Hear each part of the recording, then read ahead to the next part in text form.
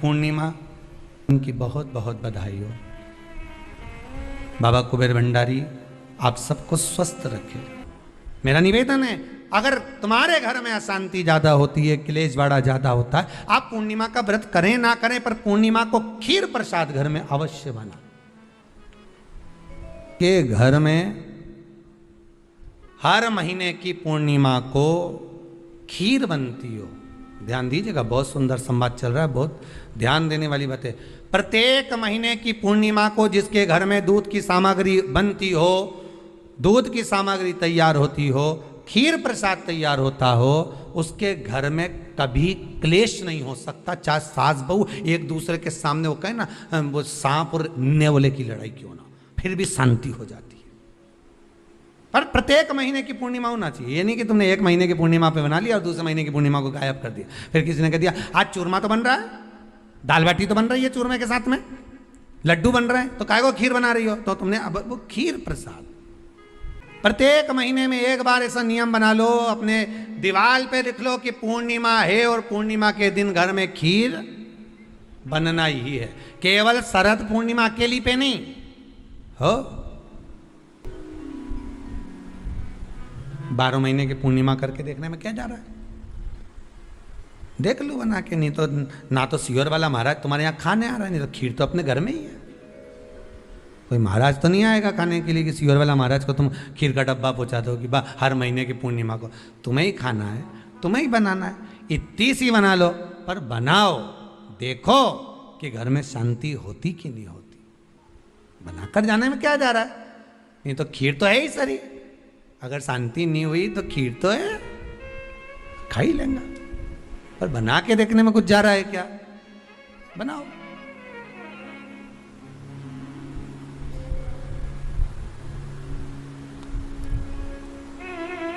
उसकी महत्वता को जानना है। ये जो हवन में, यज्ञ में खीर की जो आहुतियां छूटती हैं, ये इसका महत्व बहुत है महाराज। आप समझें ना समझें वो आपकी जगह पर आपके यहां जब विद्वान ब्राह्मण, कोई विद्वान ब्राह्मण आपके यहां जब यज्ञ कराने आए, हवन कराने आए, वास्तु पूजन कराने आए, जब माता रानी का हवन, किसी भी रूप का यज्ञ कराने के लिए आए और वो खीर की आहुतियां जब छुड़वाए, तो आप पूछना कि खीर की आहुति का फल कितना, प्रताप फल कितना। पूरे यज्ञ में वो खीर की आहुतियां लक्ष्मी के लिए जो दी जाती है, वो लक्ष्मी की वृद्धि कर देती।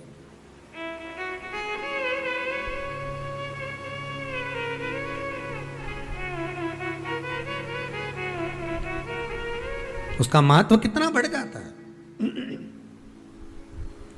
उसका महत्व कितना प्रबल हो जाता है। खीर क्या होती है, बनाइए एक बार।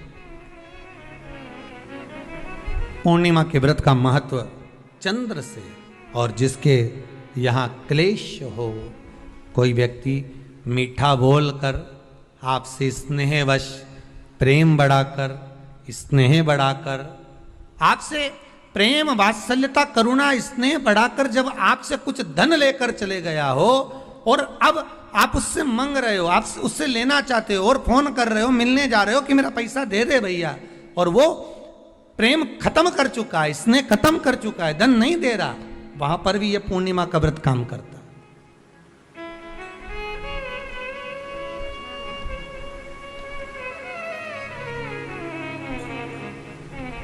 वहां पर भी पूर्णिमा का व्रत काम करता है। कहा व्रत करने वाला व्यक्ति जो पूर्णिमा का व्रत करता है, चावल का, अक्षत का, श्वेत वस्त्र में, सफेद कपड़े में अक्षत रखकर, जो जिससे धन लेना है प्रेम वश लेकर गया है, स्नेह वश लेकर गया है और नहीं दे रहा है, उसका स्मरण कर कर ब्राह्मण देव को दे देने पर भी महाराज चंद्र की दशा सुधर कर लक्ष्मी का भाव वापिस प्राप्त हो जाता है, पुनः वापिस।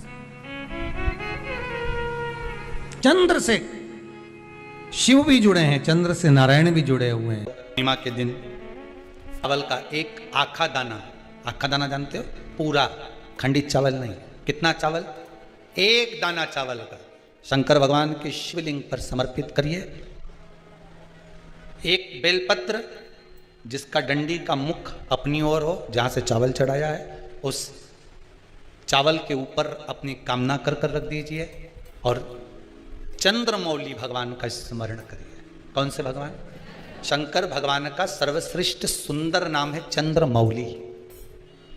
चंद्रमौली भगवान का स्मरण करिए, अपनी कामना कर कर बेलपत्र समर्पित कर कर शिव जी पर एक लोटा पानी, एक जल पात्र समर्पित करो, कलश से जल चढ़ा दीजिए, नयनों में वो जल लगाकर अपनी कामना कर कर वापिस घर को आइए। आएगी जो कामना करी है मेरा चंद्रमौली भोलेनाथ उसे पूर्ण कर ही देगा। पूर्णिमा के दिन आप शाम को प्रदोष काल के समय लोटा पानी, उसमें 5 बेलपत्र रखकर, एक कमलगट्टा डालकर भगवान चंद्रेश्वर महादेव के नाम से भगवान शंकर को चढ़ा दीजिए।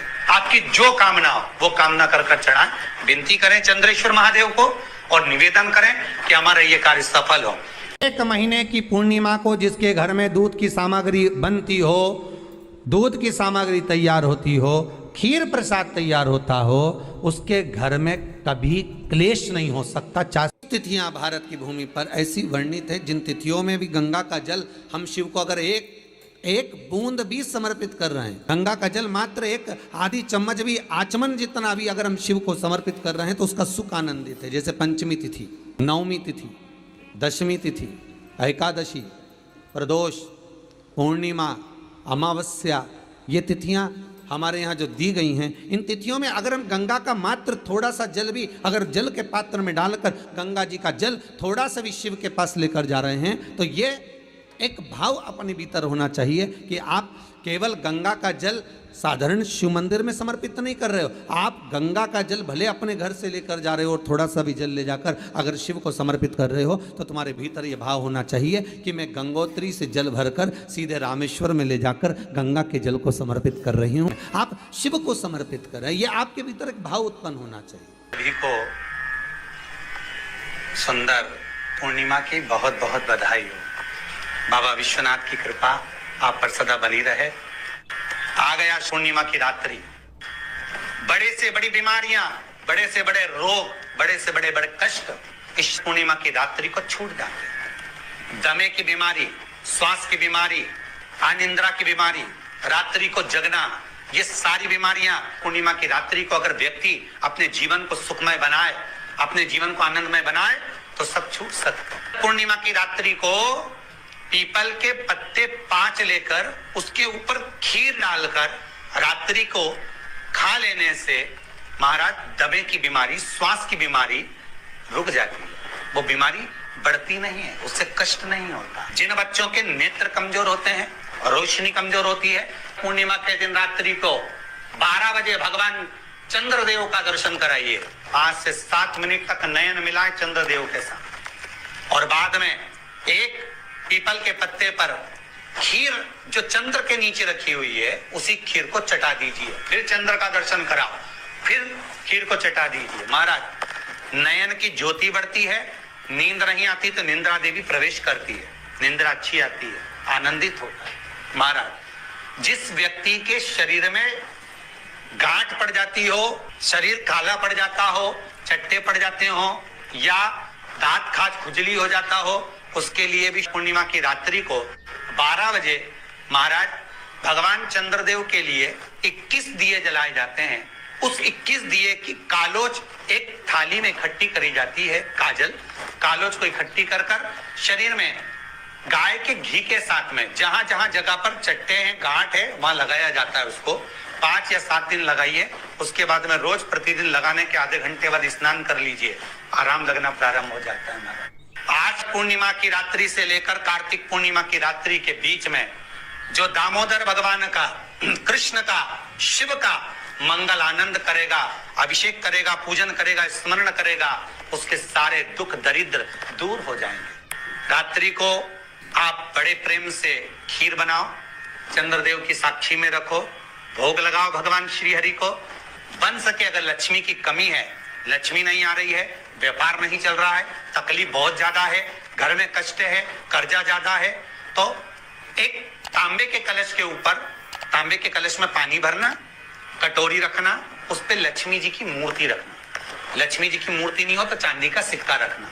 उसके सम्मुख में आप 31 दीपक 31 31 दीपक घी के लंबी बाती के जला देना।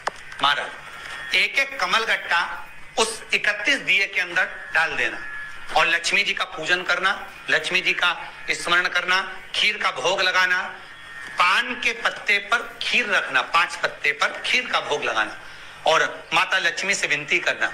सुबेरे 4 बजे तक वो रखे रहने देना, सुबह 4 बजे वो उठाना, लक्ष्मी को वापिस तिजोरी में या सिक्का हो तो उसको अलमारी में रख देना। जो खीर बनी है वो प्रसाद के रूप में सुबह 8 बजे 10 बजे 9 बजे जब खाना हो प्रेम से पाना। माता जो दिए लगाए हैं वो ठंडे हो गए होंगे, उनको रखे रहने देना, बाद में काम आते रहेंगे, या दिए विसर्जन करना हो तो आपकी मर्जी है। पर वो मिट्टी के दिए लगेंगे, आटे के दिए नहीं लगेंगे, मिट्टी के दीप लगाना है आपको। 31 घी के दिए लगाना है। लक्ष्मी जी का पूजन करो, कंकु चावल हल्दी मोली से सब तरह से। पूर्णिमा की रात्रि को सुख मिलेगा, आनंद मिलेगा, लक्ष्मी की वृद्धि होगी, कार्य सिद्धि होगी। दूसरा क्रम, पूर्णिमा के दिन आप शाम को प्रदोष काल के समय 4:30 बजे से 6 बजे के बीच में 1 लोटा पानी, उसमें 5 बेलपत्र रखकर, 1 कमल गट्टा डालकर भगवान चंद्रेश्वर महादेव के नाम से भगवान शंकर को चढ़ा दीजिए। आपकी जो कामना हो वो कामना कर चढ़ाएं, विनती करें चंद्रेश्वर महादेव को और निवेदन करें कि हमारा ये कार्य सफल हो। केवल पूर्णिमा के दिन चढ़ाइए, कार्तिक पूर्णिमा तक क्या फल मिलता है हमको जरूर बताइए। भी पूर्णिमा की रात्रि को और कार्तिक पूर्णिमा की रात्रि को गर्भवती नारी अपनी नाभि पर यदि चंद्र की दृष्टि पड़वा लेती है तो बच्चा विकलांग पैदा नहीं होता है। गर्भ से जो बालक होगा श्रेष्ठ होगा, विद्वान होगा, चतुर होगा, पढ़ने में होशियार होगा, क्योंकि ये चंद्र की किरणें जब समुद्र में उछाल ला सकती हैं तो आपके जीवन में भी तरक्की ला सकती है, उछाल ला सकती है। यदि काया का रोग हो गया, मान लो शरीर कहीं से सफेद पड़ रहा है, कहीं से काला पड़ रहा है, शरीर में से खाल की फुकड़ी निकलना प्रारंभ हो गई हो, शरीर में काले काले चट्टे पड़ना चालू हो गए हों, या कोई विशेष रोग हो गया, कोई विशेष में रोग है, बीमारी है, काया बेकार हो रही है, तो सीधी सीधी बात शिव महापुराण की कथा कहती है, सुंदर आनंद में श्रवण कर कर आप अपने जीवन को, ये पूर्णिमा शिव महापुराण की कथा कहती आ रही है। कुछ नहीं करना, पीपल का एक पत्ता, उस पत्ते पर थोड़ा सा चावल, पूर्णिमा की रात्रि को अपने हाथ में लेकर अपने नयनों से लगाकर शरीर पर से स्वयं उतार कर उसको दरवाजे के पास रख दीजिए। पूर्णिमा की रात्रि को पूर्ण होने पर उस चावल को दूसरे दिन सूंघ कर बहते हुए पानी में डाल दीजिए। महाराज कितने भी रोग से ग्रसित हो गए, पीपल का एक पत्ता 52,000 ब्राह्मण की साक्षी कराता है। महाराज बहुत ध्यान देना, पीपल के वृक्ष में स्वयं नारायण का, मेरे कृष्ण का वास है। स्वयं भगवान गीता के अंतर्गत कहते हैं कि मैं पीपल का वृक्ष हूं, नारायण उसी में 52,000 ब्राह्मणों का वासा एक पीपल के पत्ते में होता है। और आपको पहले भी कथा में कहा, गाय ब्राह्मण बहन बेटी ये सब काल का हरण करने वाले हो, काल को हरने वाले हो, रोग को मिटाइए, शिव का स्मरण कर। पूर्णिमा का जो चंद्र है वो विशाल का है, और उस चंद्र की पूर्णता में हमारी अभिलाषाएं भी पूर्ण हो। पूर्णिमा के व्रत में किस भगवान की पूजन होती है? तो कहा पूर्णिमा के व्रत में केले के खंभ लगाकर पूर्णिमा का जो अध्यापन होता है, पूर्णिमा की जो पूजन होती है, उस पूजन में शंकर और पार्वती की पूजन की जाती है, शिव और नारायण की पूजन करी जाती है, शंकर और पार्वती का स्मरण किया जाता है। किसकी पूजन होती है? शिव पार्वती। क्यों शंकर और पार्वती का पूजन क्यों करा जाता है पूर्णिमा के व्रत में? क्योंकि शिव और माता पार्वती ही केवल एक ऐसे हैं जिन्होंने अपूर्ण लक्ष्मी को भी पूर्ण बना दिया था। किसको पूर्ण बनाया है? लक्ष्मी। पूर्णिमा के दिन अगर आप शंकर भगवान को एक लोटा पानी अगर शिव को समर्पित कर रहे हो, श्वेत पुष्प को रखकर शंकर जी के ऊपर सफेद फूल को चढ़ाकर अगर एक लोटा जल भी, एक पात्र जल भी शंकर को समर्पित कर रहे हो, तो ये लक्ष्मी के लिए ही तो कर रहे हो। और कौन सी लक्ष्मी? पूर्ण लक्ष्मी। पूर्णिमा के नारियों को, स्त्रियों को अखंड सौभाग्य के लिए जो नारी वैधव्य नहीं होना चाहती है, उस नारी को पूर्णिमा के कितने व्रत करना चाहिए? जिस नारी के यहाँ संतान नहीं हो, औलाद नहीं हो, उसको पूर्णिमा के कितने व्रत करना चाहिए? जिस नारी का पुत्र पति बहुत बीमारी से ग्रसित हो, लग रहा हो कि ये मेरा बेटा बहुत बड़ी बीमारी में घिरा हुआ है, तो नारी को कितने व्रत करना चाहिए? स्वयं भगवान कृष्ण ने माता यशोदा को द्वापर में भी बताया है कि पूर्णिमा के 32 व्रत होते हैं। कितने व्रत होते हैं? 32। हम भगवान कृष्ण यशोदा रानी को, माता यशोदा जी को भी बता रहे हैं 32 व्रत। अब आपको किसी ने बता दिया होगा कि 8 कर लो, 7 कर लो, 6 कर लो, 12 कर लो, इसलिए आपने बोला कि 12 कर लीजिए, 32 कर लीजिए। नारी वैधव्य होकर ना मरे, उसका पति कोई रोग से ग्रसित ना हो, उसका पुत्र किसी रोग में ना पड़े।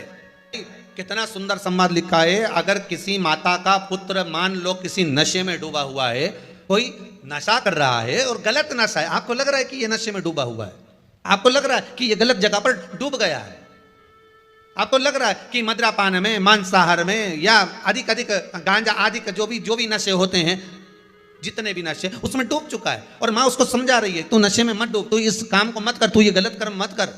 माँ उसको समझा कर हार गई।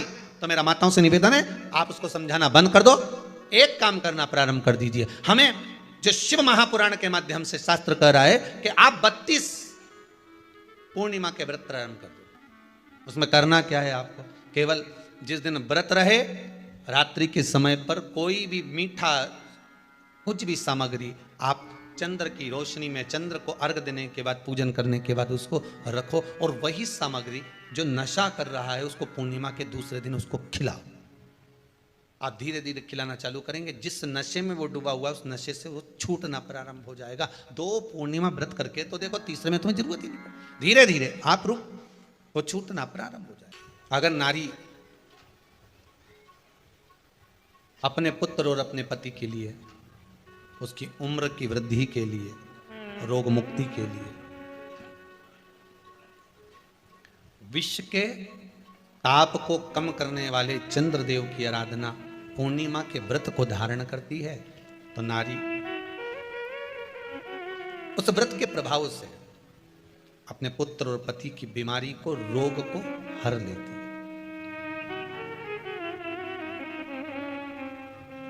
रोग का हरण कर लेती है।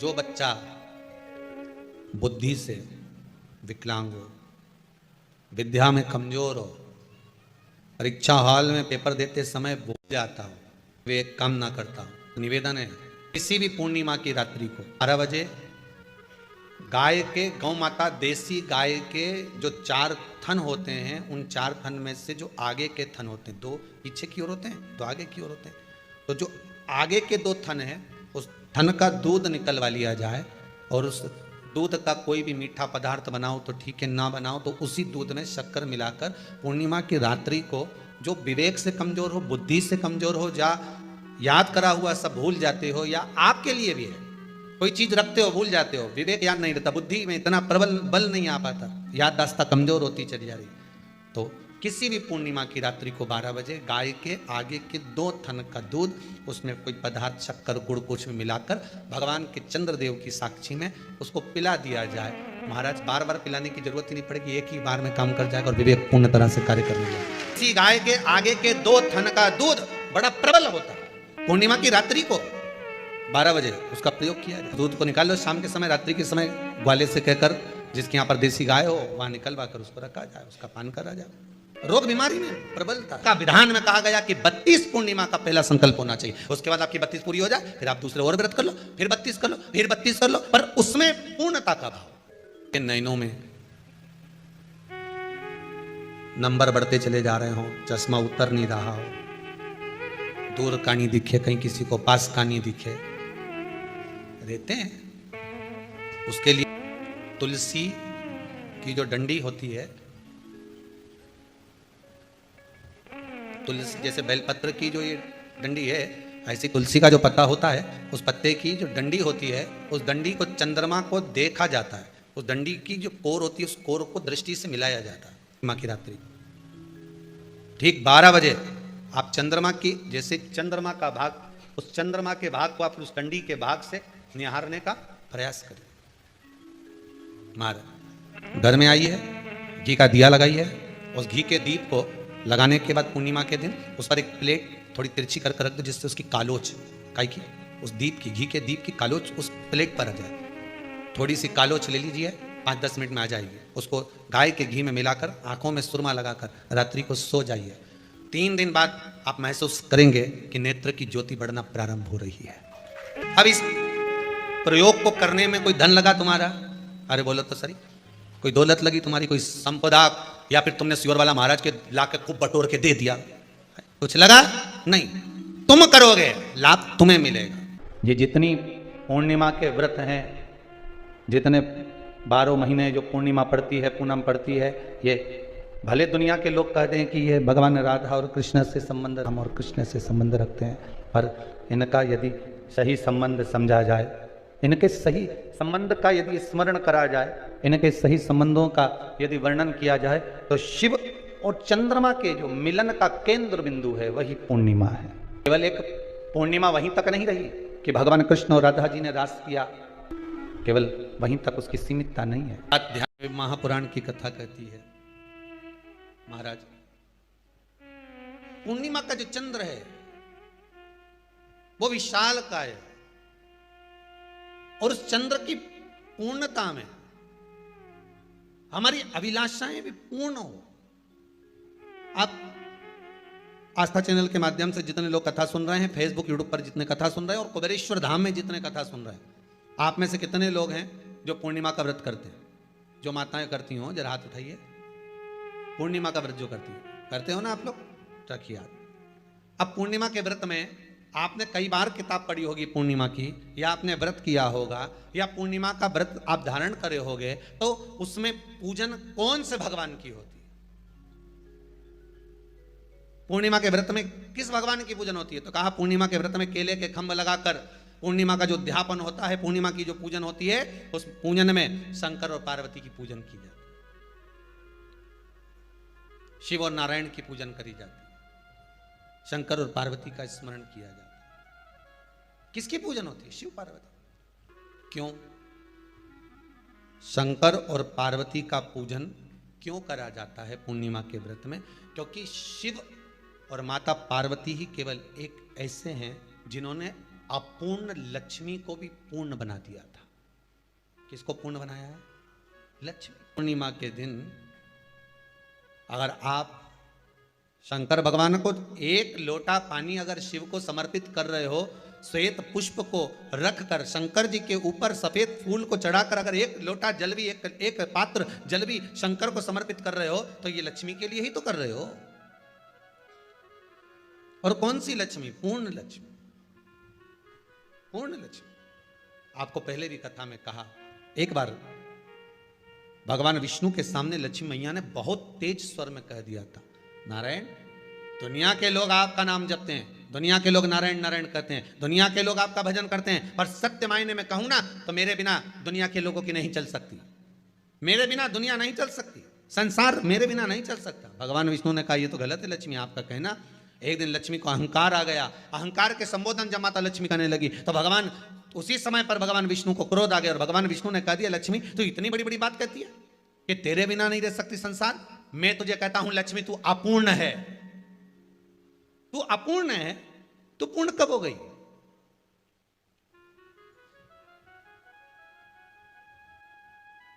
तेरी पूर्णता कहां हो गई? लक्ष्मी की आंख से आंसू बहने लगे, आज आपने मुझे अपूर्ण कहा है। आपको मालूम है आप मुझे अपूर्ण कह रहे हो? आपको ये ज्ञात हो रहा है आप मुझे अपूर्ण कह रहे हो? भगवान कहते हैं हाँ लक्ष्मी मैंने तुझे अपूर्ण कहा है। अपूर्णता का मतलब आप जानते हो ना? भगवान कहते हैं लक्ष्मी मैं सब जानता हूं। लक्ष्मी रोती हुई माता सरस्वती के पास पहुंच गई। सरस्वती ने पूछा क्या बात है लक्ष्मी, क्यों रो रही हो? लक्ष्मी जी ने कहा क्या बताऊं सखी, मेरे पति ने आज मुझे अपूर्ण कह दिया है। तो क्यों रो रही है तू? अपूर्ण अगर कह दिया, पति ने ही तो कहा है ना, तो क्यों रोना, चल मेरे साथ में। और सरस्वती मैया माता लक्ष्मी को लेकर सीधे पहुंच गई माता पार्वती के यहाँ। माता पार्वती के यहाँ जब पहुंची है, माता पार्वती जी ने लक्ष्मी जी को देखा और सरस्वती को देखा तो पूछा कि बात क्या है, क्या हो गया ऐसा, क्या हुआ, क्या है ऐसा जो तुम दोनों आज मेरे पास में आई, क्या हुआ। पार्वती जी कुछ बोलती, शिव जी का ध्यान माता सरस्वती की ओर और लक्ष्मी की ओर गया और भगवान शंकर जान गए कि आज भगवान नारायण ने लक्ष्मी जी को अपूर्ण कहा है। अब देखें माता पार्वती क्या कर सकती है, इसको पूर्ण बनाने के लिए करेगी क्या। क्या हुआ, माता सरस्वती जी बोली लक्ष्मी को अपूर्ण कर दिया, अपूर्ण कर दिया, हाँ तो क्या सोचना उसके लिए, इसको मैं अभी पूर्ण बना देती हूं। माता जगतजननी पार्वती ने गोदी में विराजमान गणेश जी को उठाया और उठाकर लक्ष्मी जी की गोद में दे दिया। ले लक्ष्मी, आज से तू पूर्ण हो गई, लक्ष्मी आज से तू पूर्ण है।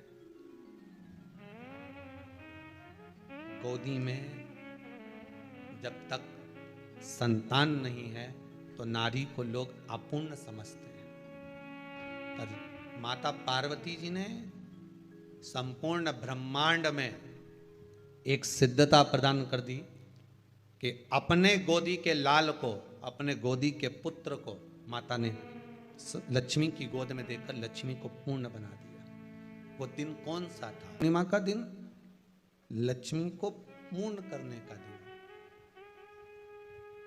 पूर्ण करने का। केवल अमृत ही नहीं बरसता, पूर्णिमा के दिन लक्ष्मी भी बरसती है। पूर्णिमा के कितने व्रत होते हैं, बोलते जाओ जरा, जल्दी जल्दी बोलो। पूर्णिमा के नारियों को, स्त्रियों को अखंड सौभाग्य के लिए, जो नारी वैधव्य नहीं होना चाहती है उस नारी को पूर्णिमा के कितने व्रत करना चाहिए। जिस नारी के यहाँ संतान नहीं हो, औलाद नहीं हो, उसको पूर्णिमा के कितने व्रत करना चाहिए।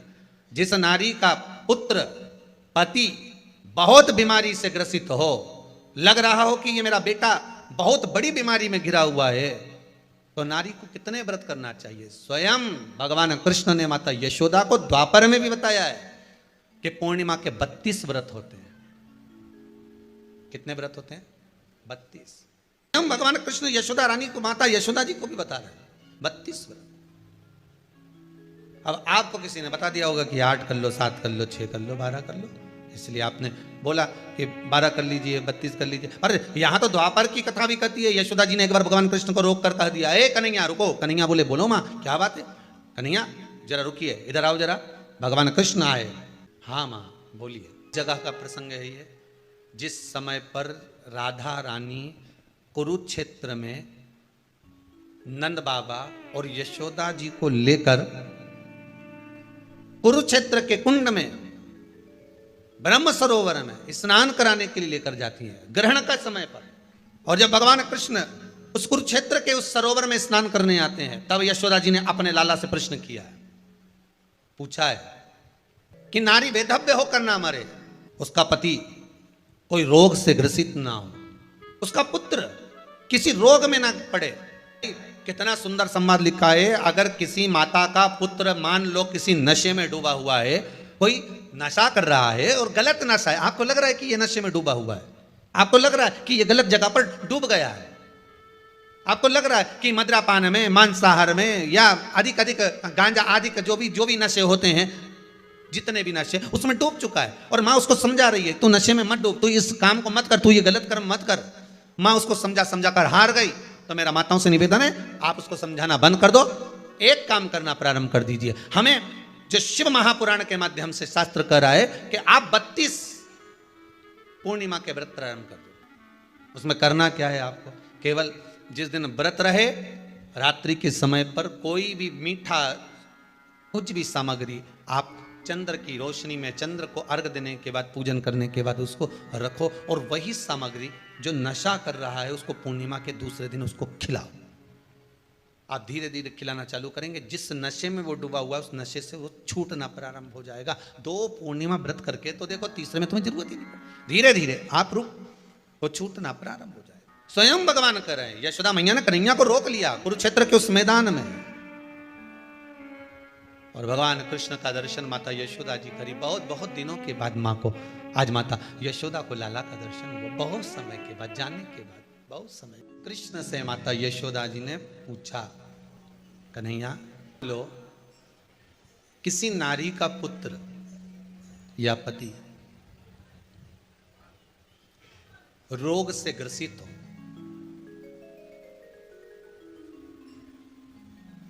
उसके पति की या पुत्र की आयु थोड़ी सी हो,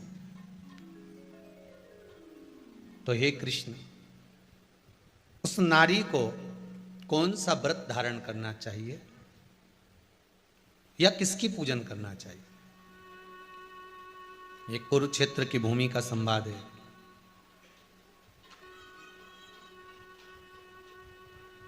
भगवान कह रहे हैं, मां, अगर नारी अपने पुत्र और अपने पति के लिए, उसकी उम्र की वृद्धि के लिए, रोग मुक्ति के लिए, विश्व के ताप को कम करने वाले चंद्रदेव की आराधना, पूर्णिमा के व्रत को धारण करती है, तो नारी उस व्रत के प्रभाव से अपने पुत्र और पति की बीमारी को, रोग को हर लेती है।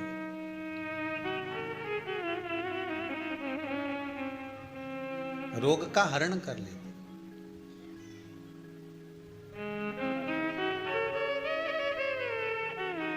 महाराज,